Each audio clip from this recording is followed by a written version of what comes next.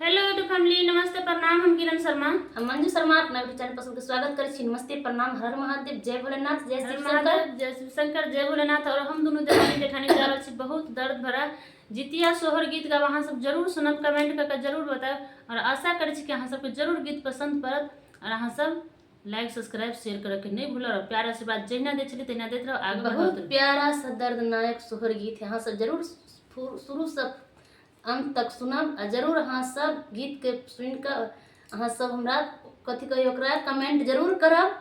Comment करके जरूर बताएब और प्यार आशीर्वाद जरूर देव। और आशा करै छी अहाँ सब और जते यूट्यूब फैमिली दीदी छी और कते कोई जितिया पाबनि करै छी सब कोई कमेंट जरूर करो। ललना रे गंगा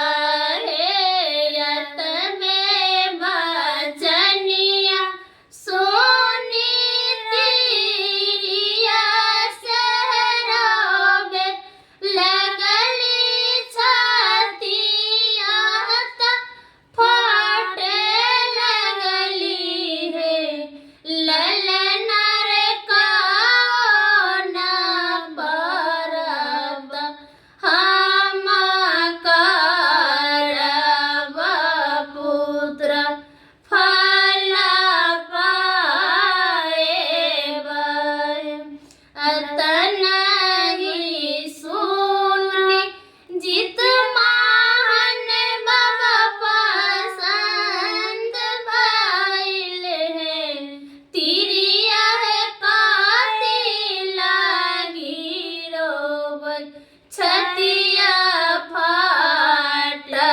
फाटकाओ न विपत पारल है यतने बचनिया सोनी जितमान बाबा पसंद भइल दुखिया दुख सुन लगली है तिरिया है कौन दुख तोरा पारल सुसुकी रोवे लगली है तिरिया है कौन विपत तोरा पारल सुसुकी रोवे लगली है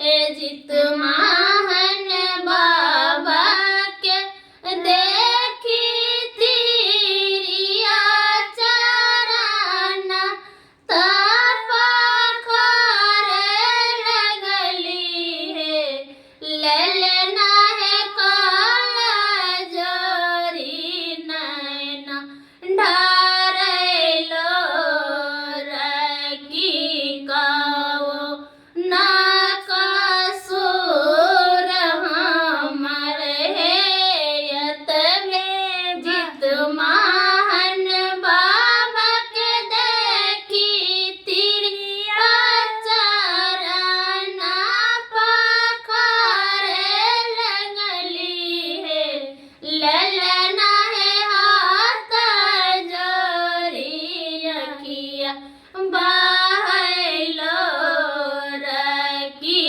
काओ ना कसूर कैली है अहे काओ ने कसूर हम कैली बजिना नाम पालिन है जित महान बाबा ने कसूर हम कैली की बाजिन नाम पालिन है यतवे बचनिया जाबे सुनलन जित महान बाबा तिरिया के समझावे लगली है तिरिया है एक बदले दुई देहब पुत्र अमर करी देहब है तिरिया है एक बदले दुई देहब पुत्र अमर करी देहब है तिरिया है एक बदले दुई देहब पुत्र अमर करी देहब है यतबे बचनिया जाब सिरिया सुनलन